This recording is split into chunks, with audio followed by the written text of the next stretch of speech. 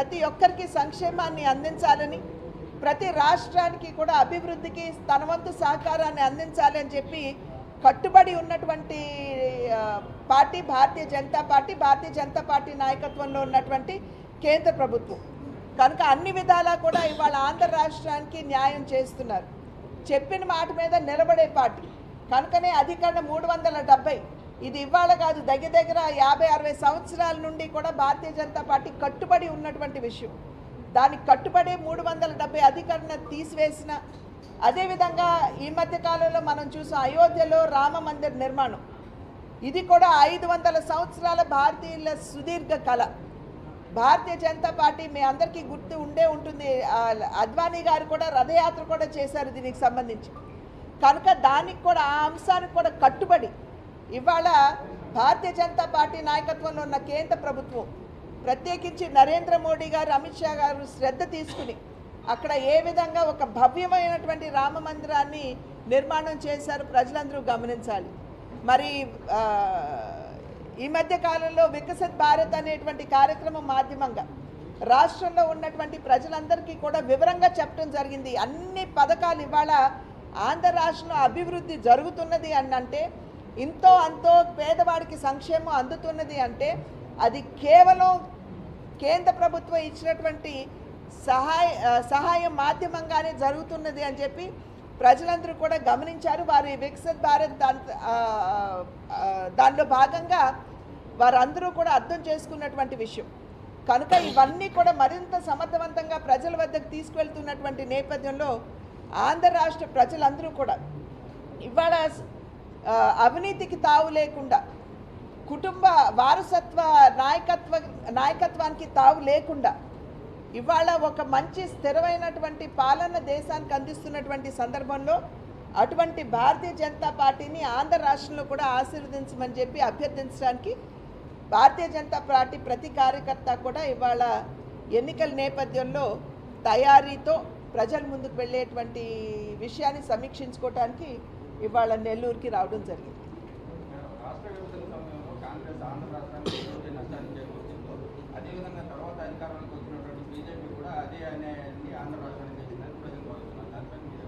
ప్రజలు భావిస్తున్నారా మీరు అంటున్నారా?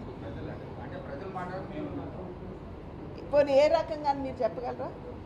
ప్రజలు చెప్పాలి కదా, మీతో చెప్పుండాలి కదా ఏ రకంగా అన్యాయం చేశాము. ప్రత్యేక హోదా అప్పటి ముఖ్యమంత్రి గారు ప్రత్యేక ప్యాకేజీ రూపంలో మేము అన్నీ మీకు ఇస్తున్నామంటే దీనికంటే బ్రహ్మాండమైనటువంటి విషయం ఇంకొకటి ఉండదు అని చెప్పి వారే స్వయంగా అసెంబ్లీలో చెప్పారు. వెంకయ్య నాయుడు గారు రాష్ట్రానికి వస్తే బ్రహ్మాండమైనటువంటి ప్యాకేజీ ఇచ్చారు అని చెప్పి వెంకయ్య నాయుడు గారిని సైతం వారు సన్మానం చేసినటువంటి విషయం ప్రజలందరికీ మీకు కూడా గుర్తుంటుందని చెప్పి నేను భావిస్తున్నాను. ప్రత్యేక హోదా కింద వచ్చే లాభాలన్నీ కూడా ప్రత్యేక ప్యాకేజీలో పొందుపరిచి రాష్ట్రానికి అందివ్వడం జరిగింది. ఫుల్ స్టాప్ కామా కూడా అప్పుడు ముఖ్యమంత్రి గారు చంద్రబాబు నాయుడు గారు చెప్పినటువంటి విషయం. ఆ రోజు మీకు గుర్తున్నట్లయితే అప్పట్లో తెలుగుదేశం తరఫున అక్కడ కేంద్రంలో మంత్రిగా ఉన్నటువంటి సుజనా చౌదరి గారు, అరుణ్ జైట్లీ గారు పక్కన కూర్చుని ప్యాకేజీ వివరాలన్నీ కూడా రాష్ట్ర ప్రజలకి తెలియజేసినటువంటి నేను.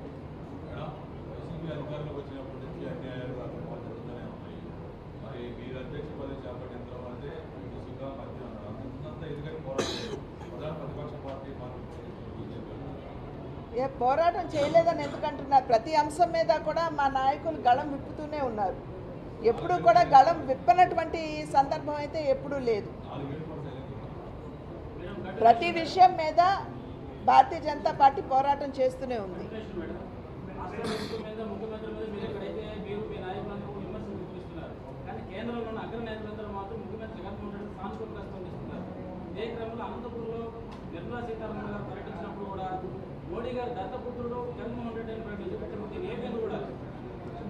ఆవిడ దత్తపుత్రుడు అనేది కేవలం జగన్మోహన్ రెడ్డి గారి గురించి కాదండి వారు చెప్పింది. మీరు కరెక్ట్గా ఆవిడ రిపోర్ట్ కనుక చూసినట్లయితే దేశంలో తండ్రి పాత్ర పోషించేది ప్రధానమంత్రి గారు మోడీ గారు అయితే దేశంలో ఉన్నటువంటి ప్రతి ముఖ్యమంత్రి కూడా ఆ తండ్రికి బిడ్డ లాంటి వాడు అని చెప్పి వారు చెప్పొచ్చారు. దాన్ని మనం వివిధ రకాలుగా మనం దాన్ని భాష్యం చెప్పుకున్నటువంటి నేపథ్యం కనుక అక్కడ సవరణ అది కేవలం జగన్మోహన్ రెడ్డి గారు కాదు, దేశంలో ఉన్నటువంటి ప్రతి ముఖ్యమంత్రి, అది భారతీయ జనతా పార్టీకి చెందినటువంటి వారు అయి ఉండొచ్చు, భాజపాయేతర ముఖ్యమంత్రి అయి ఉండొచ్చు, ఆ రకంగా వారు చెప్పారు. ఇంకా రెండో విషయానికి వచ్చేటప్పటికి మీరు చెప్పింది ఏదండి, అది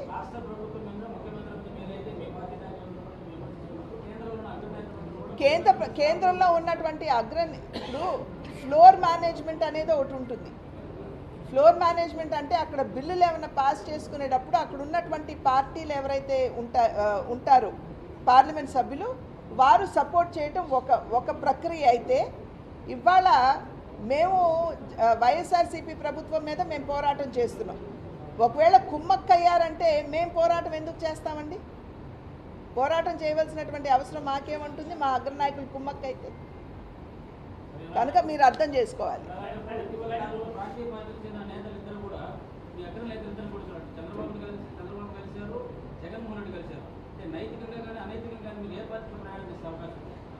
ప్రధానమంత్రి గారు మోడీ గారు, రాష్ట్ర ముఖ్యమంత్రి జగన్మోహన్ రెడ్డి గారు కలవద్దా?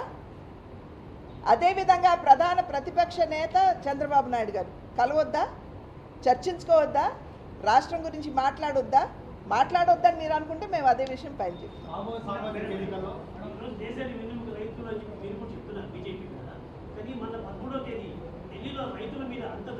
ప్రధాన ప్రతిపక్ష నేత చంద్రబాబు నాయుడు గారు కలవద్దా? చర్చించుకోవద్దా? రాష్ట్రం గురించి మాట్లాడొద్దని మీరు అనుకుంటే మేము అదే విషయం పైన చెప్తాం.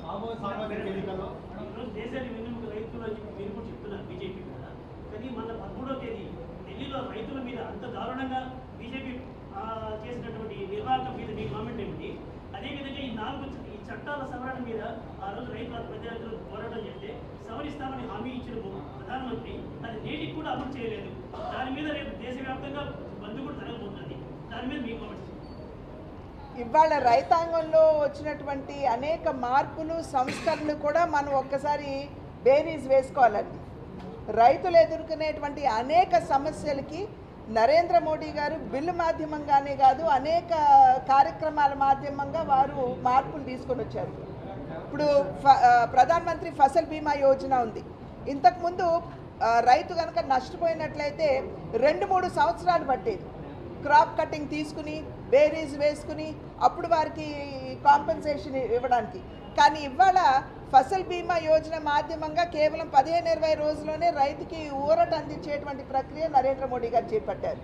మినిమం సపోర్ట్ ప్రైస్కి మనం చట్టబద్ధత కల్పించలేనటువంటి సందర్భంలో ఈ నాన్ కార్యక్రమాన్ని తీసుకుని వచ్చి దేశంలో ఎక్కడైనా సరే ఇవాళ ఇక్కడ వర పండించుకున్నటువంటి రైతుకి జమ్మూ కాశ్మీర్లో మెరుగైనటువంటి ధర లభించేటట్లయితే డిజిటల్గా కూడా తన ధాన్యాన్ని అమ్ముకునేటువంటి వెసులుబాటు నరేంద్ర మోడీ గారు కల్పించారు.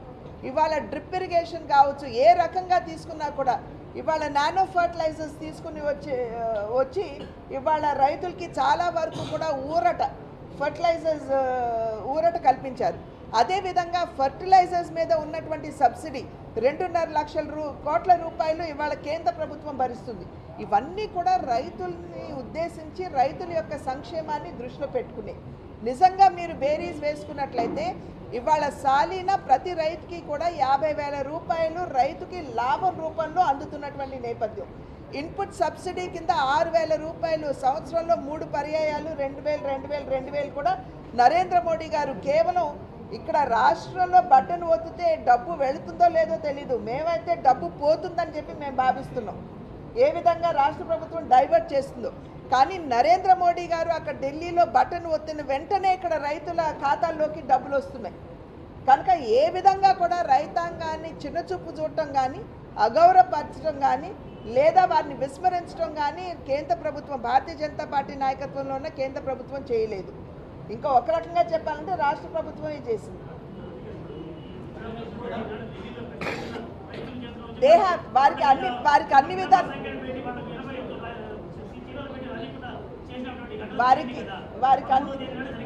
రైతులకి మీరు అయిపోతే నేను మాట్లాడతాను. ఇంకా ఉందా మీరు మాట్లాడేది? రైతులకి అన్ని విధాలా వారికి ఏ విధంగానైనా సరే వారికి ఉన్నటువంటి వారిని రమ్మనండి సార్. వారికి అన్ని విధాలా కూడా రైతులకి హక్కు ఉంది, నిరసన తెలియజేసుకుంటారు. కానీ వాటిని అర్థం చేసుకుని ఖచ్చితంగా కేంద్ర ప్రభుత్వం ఎప్పటికప్పుడు స్పందిస్తూనే ఉంది, స్పందిస్తుంది కూడా.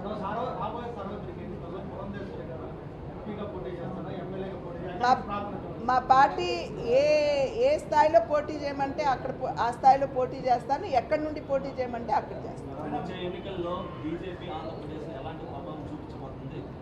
షర్మిల కూడా రాష్ట్రంలో తిరుగుతుంది, ఇటు వైసీపీ టీడీపీ బీజేపీ కన్సర్న్లో నడుస్తుందని ఆరోపిస్తుంది, ఏమంటారు?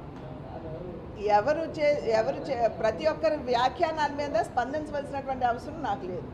మీరు అడిగిన ప్రశ్న భారతీయ జనతా పార్టీ ఏ రకంగా పరిణితి చెందుతుంది అని చెప్పి మీరు అన్నారు. ఒక బలీయమైనటువంటి శక్తిగా మాత్రం ఖచ్చితంగా ఆంధ్ర రాష్ట్రంలో భారతీయ జనతా పార్టీ పరిణితి చెందదు.